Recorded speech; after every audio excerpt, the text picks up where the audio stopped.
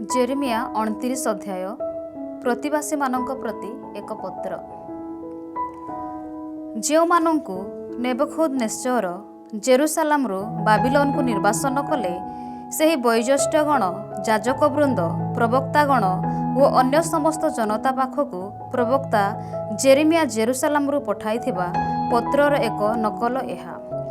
ରାଜା କଇନ ରାଜମାତା କଞ୍ଚୁସି ସକଳ ଜୁଦା ତଥା ଜେରୁସାଲେମର ଶାସକଗଣ ଶିଳ୍ପୀ ଓ ଲୌହ କାରିଗରମାନେ ଜେରୁସାଲେମରୁ ପ୍ରସ୍ଥାନ କଲା ପରେ ଏହି ପତ୍ର ପଠାଯାଇଥିଲା।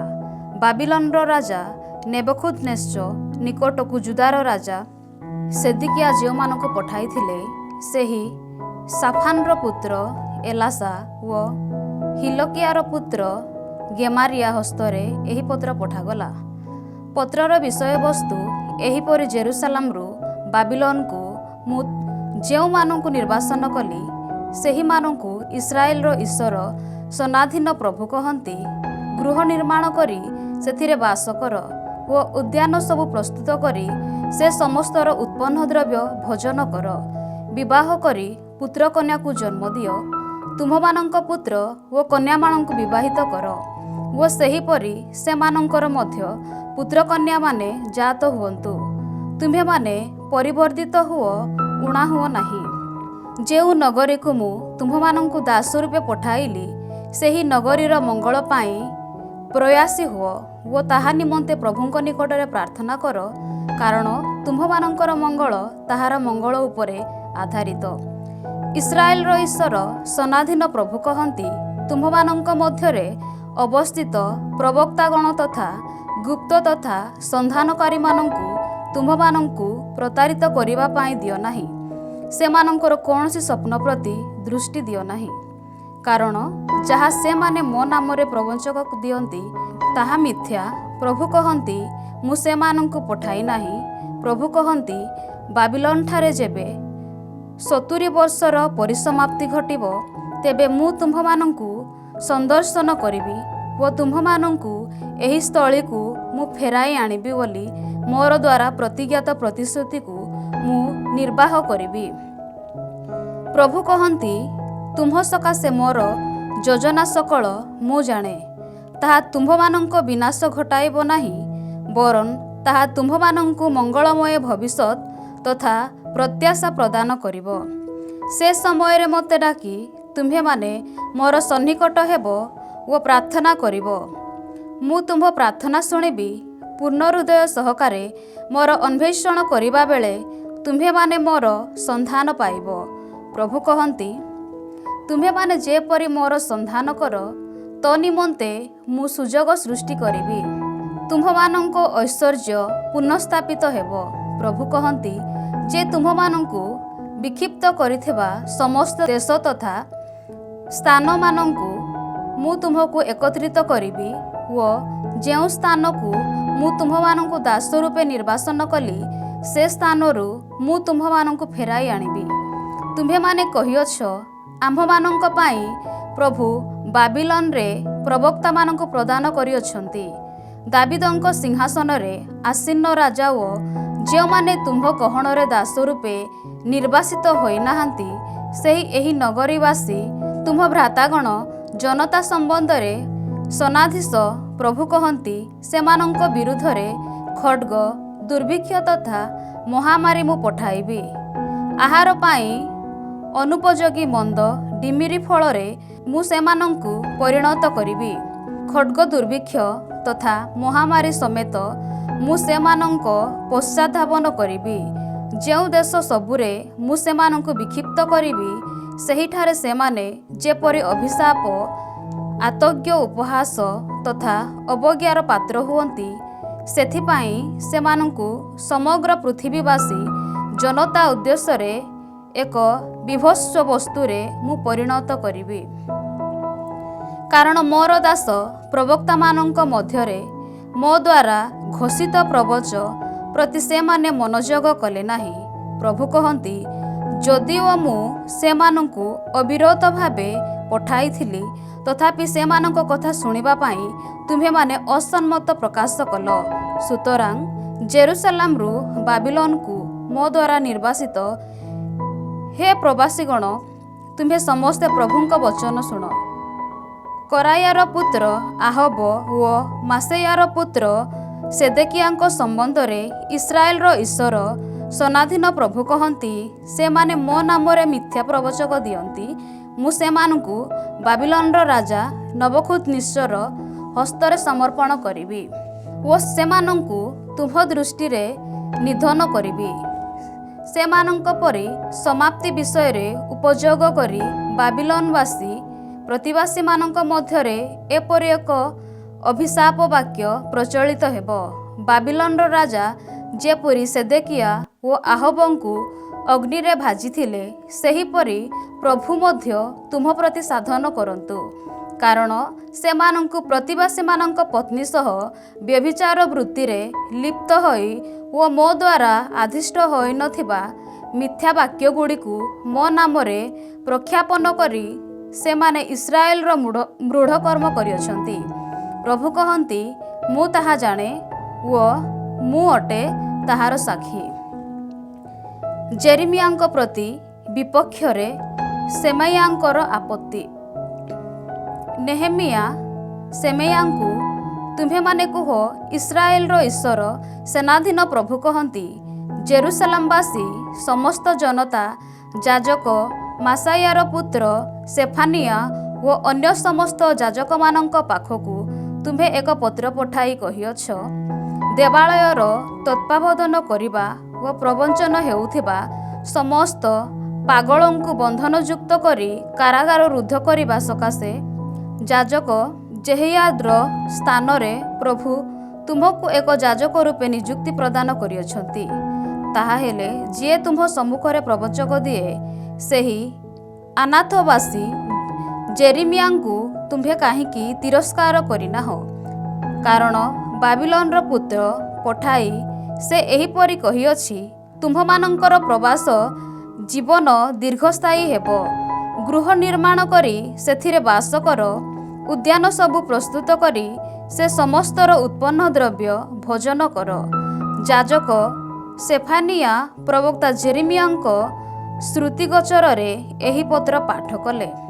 ସେ ସମୟରେ ଜେରେମିୟାଙ୍କ ପ୍ରତି ପ୍ରଭୁ ବଚନ କଥିତ ହେଲା, ଲୋକ ପଠାଇ ସମସ୍ତ ପ୍ରବାସୀଙ୍କୁ କୁହ, ନେହେଲାମୀ ସେମାଇୟାର ସମ୍ବନ୍ଧରେ ପ୍ରଭୁ କହନ୍ତି, ଯଦିଓ ମୁଁ ତାକୁ ପଠାଇ ନାହିଁ, ତଥାପି ସେ ତୁମ୍ଭମାନଙ୍କ ସମ୍ମୁଖରେ ପ୍ରବଞ୍ଚନ ଦେଉଅଛି ଓ ସେହି ମିଥ୍ୟାରେ ବିଶ୍ୱାସ ସ୍ଥାପନ କରିବା ପାଇଁ ତୁମକୁ ସୁଯୋଗ ଦେଇଅଛି। ସୁତରାଂ ପ୍ରଭୁ କହନ୍ତି, ନେହେମିୟା ସେମାଲାୟା ଓ ତାର ବଂଶଧରଗଣଙ୍କୁ ମୁଁ ଦଣ୍ଡ ଦେବି।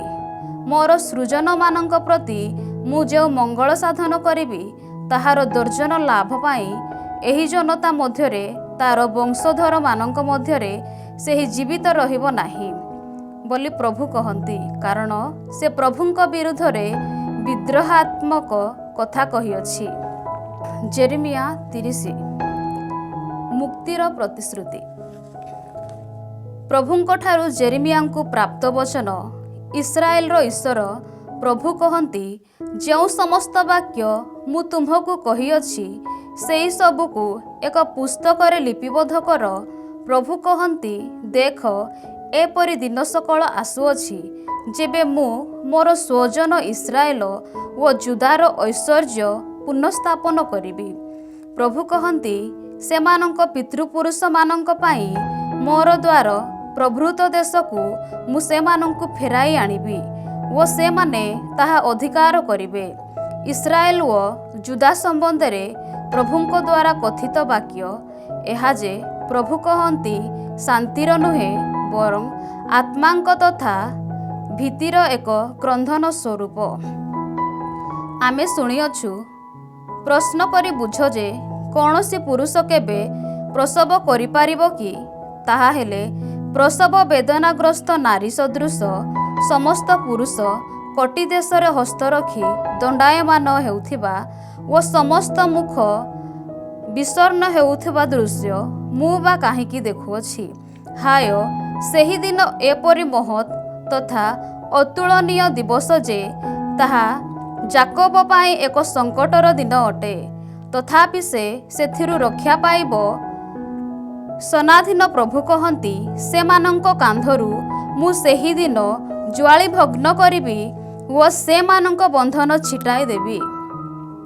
विदेशी माने सेमानंकु आउ केबे हे दासर परिणत करिवे नाही, वरन सेमाने प्रभु सेमानंको ईश्वर व सेमानंको पाई मु जहांकु पठाइबी सेही सेमानंकर राजा दाविदर सेवा करिवे।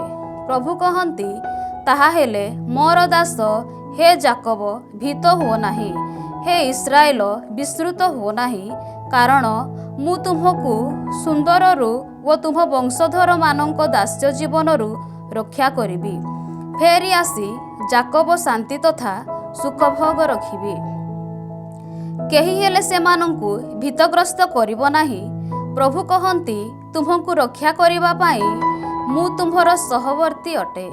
जो जाति समूह मध्यरे मु तुमको विज्ञप्ति कली सेमानंकु मु समूले विनाश करिबी, किंतु तुमको मु समूले विनाश करिबी नाही।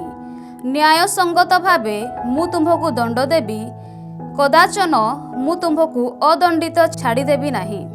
प्रभु कहती आरोग्य होई पारु नथिबा भली तुम्हे क्षत विक्षत, तुम्हर क्षत गुरुतर, तुम्ह सपक्षरे जुक्ति बाड़ीबा पाई केही नाही, तुम्हर क्षत पाई कौनसी औषध नाही ओ तुम्हे आरोग्य लाभ करिबो नाही। तुम मित्र माने तुमको विस्तृत होइअछंती, सेमाने तुम संबंधरे अन्वेषण करुनाहांती, कारण तुम्हर अनेक दोष तथा घोर पाप जोगु क्षत विक्षत होइथिबा शत्रु सदृश मु तुमको आघात कली व निर्दय विरोधी तुल्य तुमको शास्ति देली। तुम्हर क्षत संबंधरे तुम्हें काहेकि क्रंधन करुअछ?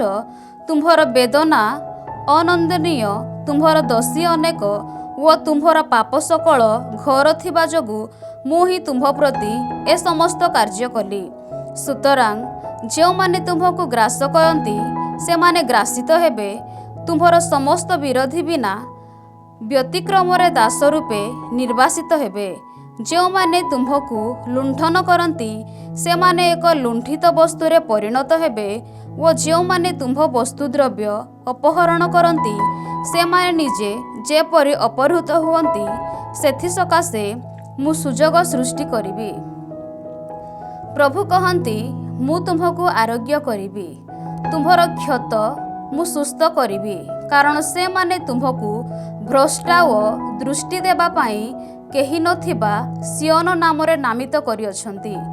प्रभु कहती जाकबर शिविर सकलर ऐश्वर्य मु पुनःस्थापन करिबी ओ तार बसती स्थान समूह प्रति मु सदय हेबी।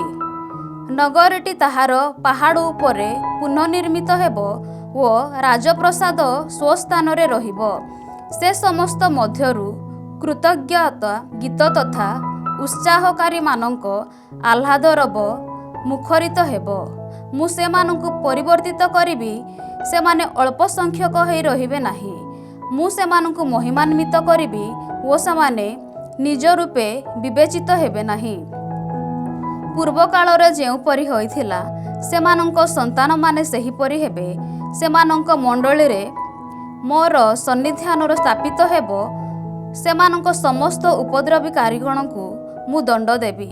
सेमानंक मध्यरु जणे व्यक्ति राजा रूपे नियुक्त हेब ओ सेमानंक शासक सेमानंक मध्यरु उद्भव हेब। मोर सन्निकट हेब, मु तांकु अनुमति देबी ओ से मोर सन्निकट हेब। प्रभु प्रश्न करती जे नचेत मोर समीपवर्ती हेबा पाई किए बा साहस करिबो। तुम्हे माने मोर स्वजन हेब ओ मु तुम्हमानंक ईश्वर हेबी। देख प्रभुंकर तोफान क्रोध एक दीर्घ वायु सदृश बाहरी अछि, ताहा दुष्टर मस्तक उपरे धक्का देब। जे पर्यंत मोर मन संकल्पित अभिलाष सबुकु मु साधन तथा निर्वाह करिनाही, से पर्यंत प्रभुंक उग्रकोप ओहरी जीव नाही। अंतिम काल सबुरे तुम्हे माने एहा हृदयंगम करिब। जेरेमिया 31 अध्याय। इस्राएल रो प्रत्यावर्तन। ପ୍ରଭୁ କହନ୍ତି, ସେ ସମୟରେ ମୁଁ ସମସ୍ତ ଇସ୍ରାଏଲ ପରିବାର ବର୍ଗ ଈଶ୍ୱର ହେବି ଓ ସେମାନେ ମୋର ସ୍ୱଜନ ହେବେ। ପ୍ରଭୁ କହନ୍ତି, ଖଡ୍ଗର ଆଘାତରୁ ରକ୍ଷା ପାଇବା ଯେଉଁମାନେ ଜୀବିତ ରହିଲେ ସେମାନେ ମରୁ ପ୍ରାନ୍ତରରେ କରୁଣା ପ୍ରାପ୍ତ ହେଲେ। ଇସ୍ରାଏଲର ବିଶ୍ରାମ ଆଡ଼େ ଗମନ କରୁଅଛି। ସୁଦୂରର ପ୍ରଭୁ ତା ସମ୍ମୁଖରେ ଉଭା ହେଲେ। ମୁଁ ତୁମ୍ଭକୁ ଚିରନ୍ତନ ସ୍ନେହରେ ସ୍ନେହ କରିଅଛି। ସୁତରାଂ ତୁମ୍ଭ ପାଇଁ ମୋର ବିଶ୍ୱସ୍ତତା ଅନବରତ। ହେ କୁମାରୀ କନ୍ୟା ଇସ୍ରାଏଲ, ମୁଁ ତୁମ୍ଭକୁ ପୁନରାୟ ନିର୍ମାଣ କରିବି ଓ ତୁମ୍ଭ ପୁନଶ୍ଚ ନିର୍ମିତ ହେବ। ପୁନରାୟ ମନ୍ଦିର ଧାରଣ କରି ଉଲ୍ଲାସକାରୀ ନର୍ତ୍ତକମାନଙ୍କ ଗହଣରେ ତୁମ୍ଭେ ଗମନ କରିବ। ସାମାରିଆର ପାହାଡ଼ ସକଳ ଉପରେ ତୁମ୍ଭେ ପୁନଶ୍ଚ ଉଦ୍ୟାନ ପ୍ରସ୍ତୁତ କରିବ ଓ କୃଷକମାନେ ଚାଷ କରି ଫଳ ଭୋଗ କରିବେ। କାରଣ ଏପରି ଏକ ଦିନ ଆସିବ ଯେବେ ଇଫ୍ରାଇମର ପ୍ରତ୍ୟାଞ୍ଚଳରେ ପ୍ରହରୀମାନେ ଆହ୍ୱାନ ଧ୍ୱନି ମୁଖରିତ କରିବେ, ଉଠ ସିଓନ ଓ ପ୍ରଭୁ ଆମ ଈଶ୍ୱରଙ୍କ ସମୀପକୁ ଆମେ ପ୍ରସ୍ଥାନ କରିବା। ପ୍ରଭୁ କହନ୍ତି, ଯାକବର ଉଦ୍ଦେଶ୍ୟରେ ଉଚ୍ଚ ସ୍ୱରରେ ଆନନ୍ଦ ଗାନ କୀର୍ତ୍ତନ କର। ଜାତି ସମୂହର ଅଧିପତି ଉଦ୍ଦେଶ୍ୟରେ ଚିତ୍କାର ଶବ୍ଦ ଉଠାଅ। ସ୍ୱଜନ ଇସ୍ରାଏଲର ଅବଶିଷ୍ଟାଂଶକୁ ପ୍ରଭୁ ଉଦ୍ଧାର କରିଅଛନ୍ତି। ଏହିପରି କହି ବିଜ୍ଞାପନ ତଥା ସ୍ତୁତିଗାନ କର। ମୁଁ ସେମାନଙ୍କୁ ଉତ୍ତର ଦିଗରୁ ଫେରାଇ ଆଣିବି। ପୃଥିବୀର ସୁଦୂରସ୍ଥ ସୀମା ସହର ଦଶାଠାରୁ ମୁଁ ସେମାନଙ୍କୁ ଏକତ୍ରିତ କରିବି। ସେମାନଙ୍କ ମଧ୍ୟରେ ଅନ୍ଧ, ଛୋଟା, ଗର୍ଭବତୀ, ପ୍ରସବ ବେଦନାଗ୍ରସ୍ତ ନାରୀ ପ୍ରଭୃତି ମଧ୍ୟ ଦେଖାଯିବେ। ସେମାନଙ୍କର ଏକ ବିରାଟ ଦଳ ଏଠାକୁ ଫେରି ଆସିବେ। ବିଳାପପୂର୍ବକ ସେମାନେ ଆସିବେ, କିନ୍ତୁ ଅଶ୍ୱସ୍ତ କରି ମୁଁ ସେମାନଙ୍କୁ ବାଟ କଢ଼ାଇବି।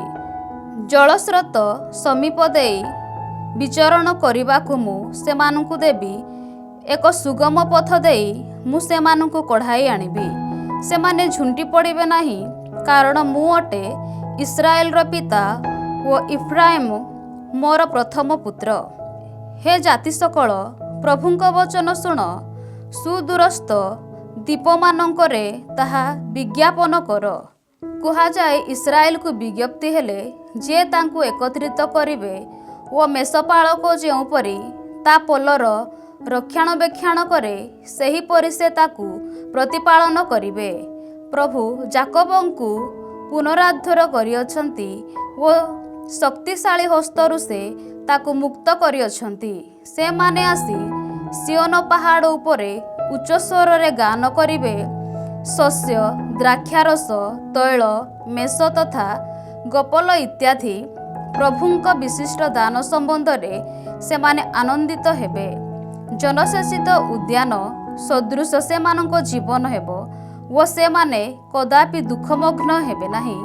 ସେ ସମୟରେ କନ୍ୟାମାନେ ନୃତ୍ୟ କରି ଆନନ୍ଦ ପ୍ରକାଶ କରିବେ ଓ ଯୁବକ ତଥା ବୃଦ୍ଧମାନେ ଉଲ୍ଲାସିତ ହେବେ। ସେମାନଙ୍କ ଶୋକକୁ ମୁଁ ଆନନ୍ଦରେ ପରିଣତ କରିବି ଓ ଶୋକ ବିନୟରେ ସନ୍ତୋଷ ପ୍ରଦାନ କରି ମୁଁ ସେମାନଙ୍କୁ ଆଶ୍ୱସ୍ତ କରିବି। ପ୍ରଭୁ କହନ୍ତି ଯେ ସମୃଦ୍ଧି ପ୍ରଦାନ କରି ମୁଁ ଯାଜକମାନଙ୍କୁ ସନ୍ତୁଷ୍ଟ କରିବି ଓ ମୋର ଅନୁଗ୍ରହ ସକଳ ଦ୍ୱାରା ମୋର ସ୍ୱଜନମାନେ ପରିତୃପ୍ତ ହେବେ। ପ୍ରଭୁ କହନ୍ତି, ଦେଖ, ରାମଠାରୁ ଏକ ସ୍ୱର ଉଠେ, ବିଳାପ ତଥା ତିକ୍ତମୟ କ୍ରନ୍ଧନ ସ୍ୱର ଶୁଣାଯାଏ। ତାର ସନ୍ତାନମାନଙ୍କ ସକାଶେ ରାହେଲ କ୍ରନ୍ଧନ କଲେ। ତାଙ୍କୁ ସାନ୍ତ୍ୱନା ଦେବା ଅସାଧ୍ୟ, କାରଣ ତାର ସନ୍ତାନମାନେ ଆଉ ନାହାନ୍ତି। ପ୍ରଭୁ କହନ୍ତି, କ୍ରନ୍ଧନ ସ୍ୱର ଓ ଅଶ୍ରୁପାତ ତୁମ୍ଭେ ସ୍ଥାପିତ କର। ତୁମ୍ଭ ଦୁଃଖ କ୍ଲେଶ ସକାଶେ ତୁମ୍ଭେ ପୁରସ୍କୃତ ହେବ। ପ୍ରଭୁ କହନ୍ତି ଯେ ଶତ୍ରୁ ଦେଶରୁ ସେମାନେ ଫେରି ଆସିବେ, ତୁମ୍ଭର ଭବିଷ୍ୟତ ପ୍ରତ୍ୟାଶଭାର ହେବ। ତୁମ୍ଭର ସନ୍ତାନମାନେ ସ୍ୱଦେଶକୁ ପ୍ରତ୍ୟାବର୍ତ୍ତନ କରିବେ ବୋଲି ପ୍ରଭୁ କହନ୍ତି। ଶୋକ ପ୍ରକାଶ କରି ଏଫ୍ରାଇମ ଏହି ପ୍ରକାରେ କହିଥିବା ମୁଁ ଶୁଣିବାକୁ ପାଇଲି। ତୁମ୍ଭେ ମୋତେ ଦଣ୍ଡ ଦେଇଅଛ, ଅମଣା ବାଛୁରୀ ତୁଲ୍ୟ ତୁମ୍ଭେ ମୋତେ ଦଣ୍ଡ ଦେଇ ମନାଇଅଛ। ମୋତେ ଫେରାଇ ଆଣ, ମୋତେ ଫେରାଇ ଆଣ, କାରଣ ତୁମ୍ଭେ ଅଟ ପ୍ରଭୁ ମୋର ଈଶ୍ୱର। ମୁଁ ପଥଭ୍ରଷ୍ଟ ହେଲି, କିନ୍ତୁ ବର୍ତ୍ତମାନ ମୁଁ ଅନୁତାପ କରେ। ଯେବେ ମୁଁ ତୁମ୍ଭର ଶିକ୍ଷା ଲାଭ କଲି, ତେବେ ମୋର ଜଙ୍ଘ ଆଘାତ କରି ମୁଁ ରୋଦନ କରେ। ଯେହେତୁ ମୋ ଯୌବନ କାଳରେ ଅପମାନ ମୁଁ ସହିଲି, ସେହେତୁ ମୁଁ ଲଜ୍ଜିତ ତଥା ବିଭ୍ରାନ୍ତ ହେଲି। ଇଫ୍ରାଇମ୍ କ'ଣ ମୋର ପ୍ରିୟ ପୁତ୍ର ନୁହେଁ? ସେ କ'ଣ ମୋର ପ୍ରତିଭାଜନ ବାଳକ ନୁହେଁ? ଯେତେବେଳେ ମୁଁ ତା ବିରୁଦ୍ଧରେ କଥା କହେ, ସେତେବେଳେ ମୁଁ ତାକୁ ସ୍ମରଣ କରେ। ସୁତରାଂ ଅଭିଳାଷପୂର୍ବକ ମୋର ହୃଦୟ ତା ନିମନ୍ତେ ସ୍ପନ୍ଦିତ ହୁଏ। ପ୍ରଭୁ କହନ୍ତି ଯେ ମୁଁ ଅବଶ୍ୟ ତା ପ୍ରତି ସହାୟ ହେବି। ପଥ ପାର୍ଶ୍ୱରେ ଚିହ୍ନ ତଥା ସଂକେତ ସକଳ ରଖ। ଯେଉଁ ପଥ ଅତିକ୍ରମ କରି ତୁମ୍ଭେ ପ୍ରସ୍ଥାନ କରିବ, ତାହା ନିରୀକ୍ଷଣ କରି ସେଥିରେ ମନୋନିବେଶ କର। ହେ କୁମାରୀ କନ୍ୟା ଇସ୍ରାଏଲ, ଫେରିଆସ, ତୁମ୍ଭର ଏହି ନଗରୀ ସମୂହକୁ ପ୍ରତ୍ୟାଗମନ କର। ହେ ଅବିଶ୍ୱସ୍ତ କନ୍ୟା, କେତେ କାଳ ବ୍ୟାପୀ ତୁମ୍ଭେ ସନ୍ଧିଗତ ହେବ? ପ୍ରଭୁ ପୃଥିବୀ ଉପରେ ଏକ ନୂତନ କାର୍ଯ୍ୟ କରିଅଛନ୍ତି। ଏକ ନାରୀ ଜଣେ ପୁରୁଷର ରକ୍ଷଣାବେକ୍ଷଣ କରେ। ନୂତନ ବ୍ୟବସ୍ଥା ଧ୍ୟାନ। ଇସ୍ରାଏଲର ଈଶ୍ୱର ସେନାଧୀନ ପ୍ରଭୁ କହନ୍ତି, ଜୁଦା ତଥା ସେଠାକାର ନଗରୀଗୁଡ଼ିକରେ ମୁଁ ଯେବେ ଐଶ୍ୱର୍ଯ୍ୟକୁ ପୁନରାୟ ସ୍ଥାପନ କରିବି, ତେବେ ଏହିପରି କହୁଥିବା ଏକ ଶବ୍ଦ ସେଠାରେ ଶୁଣାଯିବ। ନୀତିନିଷ୍ଠାର ହେ ଆବାସ, ହେ ପବିତ୍ର ଗିରି, ପ୍ରଭୁ ତୁମକୁ ଆଶୀର୍ବାଦ କରନ୍ତୁ। ସେ ସମୟରେ ଜୁଦା ଓ ତାହାର ନଗରୀମାନଙ୍କରେ କୃଷକ ଓ ଭ୍ରମଣକାରୀ ମେଷପାଳକମାନେ ଏକତ୍ରିତ ହୋଇ ବାସ କରିବେ। କ୍ଳାନ୍ତ ଲୋକମାନଙ୍କୁ ମୁଁ ପରିତୃପ୍ତ କରିବି ଓ ଦୁଃଖ ପ୍ରପୀଡ଼ିତ ଲୋକମାନଙ୍କୁ ମୁଁ ଆଶ୍ୱସ୍ତ କରିବି। ସେ ସମୟରେ ଜାଗି ଉଠି ମୁଁ ନିରୀକ୍ଷଣ କଲି, ମୋ ନିଦ୍ରା ଯେ ସମୁଦାୟକ ହୋଇଥିଲା, ତାହା ମୁଁ ଅନୁଭବ କଲି। ଦେଖ, ଏପରି ଦିନ ସବୁ ଆସୁଅଛି, ଯେବେ ମୁଁ ଇସ୍ରାଏଲର ଗୃହ ଓ ଜୁଦାର ଗୃହରେ ମନୁଷ୍ୟ ତଥା ପଶୁମାନଙ୍କର ବୀର୍ଯ୍ୟ ବପନ କରିବି। ପ୍ରଭୁ କହନ୍ତି, ସେମାନଙ୍କୁ ଉତ୍ପାଟନ କରି ବିଶ୍ୱସ୍ତ କରିବା ଓ ଅଟଳ ପାଲଟ କରିବା, ବିନାଶ କରିବା ଓ ଅନିଷ୍ଟ ଘଟାଇବା ପାଇଁ ମୁଁ ଯେପରି ଏକଦା ବ୍ରତୀ ହୋଇଥିଲି, ବର୍ତ୍ତମାନ ସେହିପରି ସେମାନଙ୍କୁ ନିର୍ମାଣ କରିବା ତଥା ରୋପଣ କରିବା ପାଇଁ ମୁଁ ବ୍ରତୀ ହେବି। ସେହି ଦିନମାନଙ୍କରେ ସେମାନେ କଦାପି କହିବେ ନାହିଁ, ପିତୃପୁରୁଷମାନେ ଖଟ ଦ୍ରାକ୍ଷାଫଳ ଆହାର କଲେ ଓ ସନ୍ତାନମାନଙ୍କ ଦନ୍ତ ଖଟା ହୋଇଗଲା। ବରଂ ପ୍ରତ୍ୟେକ ବ୍ୟକ୍ତି ନିଜ ନିଜ ପାପ ସକାଶେ ମୃତ୍ୟୁବରଣ କରିବ ଓ ଯିଏ ଖଟା ଦ୍ରାକ୍ଷାଫଳ ଆହାର କରିବ, କେବଳ ତାର ଦନ୍ତ ଖଟା ହେବ। ପ୍ରଭୁ କହନ୍ତି, ଏପରି ଦିନ ସକଳ ଆସୁଅଛି, ଯେବେ ମୁଁ ଇସ୍ରାଏଲର ଗୃହ ଓ ଜୁଦାର ଗୃହ ସହିତ ଏକ ନୂତନ ବ୍ୟବସ୍ଥା ବିଧାନ ସାହିଲ କରିବି। ସେମାନଙ୍କ ପିତୃପୁରୁଷମାନଙ୍କ ହସ୍ତ ଧରି ଯେଉଁ ଦିନମାନଙ୍କରେ ମୁଁ ସେମାନଙ୍କୁ ଇଜିପ୍ଟରୁ ବାହାର କରିଥିଲି, ସେ ସମୟରେ ସେମାନଙ୍କ ସହ 40 ବ୍ୟବସ୍ଥା ବିଧାନ ସଦୃଶ ତାହା ହେବ ନାହିଁ। ପ୍ରଭୁ କହନ୍ତି ଯେ, ଯଦିଓ ମୁଁ ସେମାନଙ୍କର ପଥି ଥିଲି, ତଥାପି ସେମାନେ ମୋର ବ୍ୟବସ୍ଥା ଲଙ୍ଘନ କଲେ। ସେହି ଦିନମାନଙ୍କରେ ମୁଁ ଇସ୍ରାଏଲର ଗୃହ ସହିତ ଯେଉଁ ବ୍ୟବସ୍ଥା 40 କରିବି, ତାହା ଏହା। ପ୍ରଭୁ କହନ୍ତି, ମୋର ବିଧାନ ମୁଁ ସେମାନଙ୍କ ଅନ୍ତରରେ ଅବସ୍ଥାପିତ କରିବି। ମୁଁ ତାହା ସେମାନଙ୍କ ହୃଦୟରେ ଲିପିବଦ୍ଧ କରିବି। ମୁଁ ହେବି ସେମାନଙ୍କର ଈଶ୍ୱର ଓ ସେମାନେ ହେବେ ମୋର ସ୍ୱଜନ। ଜଣେ ବ୍ୟକ୍ତି ତାର ପ୍ରତିବେଶୀକୁ ପ୍ରଭୁଙ୍କୁ ଜାଣେ ବୋଲି କହିବାର କିମ୍ବା ଜଣେ ଲୋକ ତାର ଭ୍ରାତାକୁ ଶିକ୍ଷା ଦେବାର କଦାପି ଆବଶ୍ୟକ ହେବ ନାହିଁ। ପ୍ରଭୁ କହନ୍ତି ଯେ, ସାନ ବଡ଼ ସମସ୍ତେ ମୋତେ ଜାଣିବେ। ମୁଁ ସେମାନଙ୍କର ଦୋଷ କ୍ଷମା କରିବି ଓ ସେମାନଙ୍କ ପାପ ସବୁକୁ ମୁଁ ଆଉ କେବେ ସ୍ମରଣ କରିବି ନାହିଁ। ଦିବାକାଳରେ ଆଲୋକିତ ହେବା ପାଇଁ ସୂର୍ଯ୍ୟ ଓ ରାତ୍ରିରେ ଶୋଭିତ ହେବା ପାଇଁ ଚନ୍ଦ୍ର ତଥା ତାରକାପୁଞ୍ଜକୁ ଯିଏ ସ୍ଥାପନ କଲେ, ତରଙ୍ଗ ସବୁ ସେହିପରି ଗର୍ଜନ କରେ। ସେଥିପାଇଁ ଯିଏ ସମୁଦ୍ରକୁ ଆନ୍ଦୋଳିତ କରନ୍ତି ଓ ଯେ ସେନାଧିନୀ ପ୍ରଭୁ ନାମରେ ନାମିତ, ସେହି ପ୍ରଭୁ କହନ୍ତି, ମୋ ସନ୍ନିଧାନରେ ଏହି ସୁନିଶ୍ଚିତ ଆୟୋଜନର ଯଦି କୌଣସି ବ୍ୟତିକ୍ରମ ଘଟେ, ସେତେବେଳେ କେବଳ ଇସ୍ରାଏଲର ବଂଶଧରମାନେ ଏକ ଜନତା ରୂପେ ଚିରକାଳ ବ୍ୟାପୀ ମୋ ସମ୍ମୁଖରେ ଅବସ୍ଥିତ ନ ହେବା ବିଷୟ ଘଟିବ। ପ୍ରଭୁ କହନ୍ତି, ଊର୍ଦ୍ଧ୍ୱସ୍ଥ ଆକାଶମଣ୍ଡଳର ଆୟତନ ଯଦି ମପାଯାଇପାରେ ଓ ନିଜସ୍ଥ ପୃଥିବୀର ଭିତ୍ତିମୂଳ ଯଦି ଆବିଷ୍କୃତ ହୋଇପାରେ, ତେବେ ପ୍ରଭୁ କହନ୍ତି ଇସ୍ରାଏଲୀୟ ବଂଶଧରୀମାନଙ୍କୁ ସେମାନଙ୍କ କାର୍ଯ୍ୟ ଯୋଗୁଁ ମୁଁ ଉପେକ୍ଷା କରିବି। ପ୍ରଭୁ କହନ୍ତି ଏପରି ଦିନ ସକାଳ ଆସୁଅଛି ଯେବେ ହାନାଏଲ ତମ୍ବୁଙ୍କଠାରୁ କଣଦ୍ୱାର ପର୍ଯ୍ୟନ୍ତ ପ୍ରଭୁ ନଗରୀକୁ ପୁନଃନିର୍ମାଣ କରିଥିଲେ। ନଗରୀର ସୀମା ସହଦରେ ବ୍ୟାପ୍ତ ହୋଇ ଗାରେବ ପାହାଡ଼ ପର୍ଯ୍ୟନ୍ତ ସିଧା ହୋଇ ଗୋହାଏ ଆଡ଼େ ଘୂରି ପଡ଼ିବ। ଯେଉଁଠାରେ ମୃତଦେହ ତଥା ଭସ୍ମ ନିକ୍ଷିପ୍ତ ହୁଏ, ସେ ଉପତ୍ୟକା କିଦ୍ରନ ଜଳ ସ୍ରୋତ ପର୍ଯ୍ୟନ୍ତ ବ୍ୟାପ୍ତ କ୍ଷେତ୍ର ଓ ପୂର୍ବ ଦିଗରେ ଘଟକ ଦ୍ୱାରା କଣ ପର୍ଯ୍ୟନ୍ତ ବିସ୍ତୃତ ସ୍ଥାପନ କରିବ। ପ୍ରଭୁଙ୍କ ଉଦ୍ଦେଶ୍ୟରେ ପ୍ରତିଷ୍ଠିତ ହେବ, ଚିରକାଳ ବ୍ୟାପୀ ତାହା କଦାପି ଉତ୍ପାଟିତ କିମ୍ବା ବିଧ୍ୱଂସ ହେବ ନାହିଁ।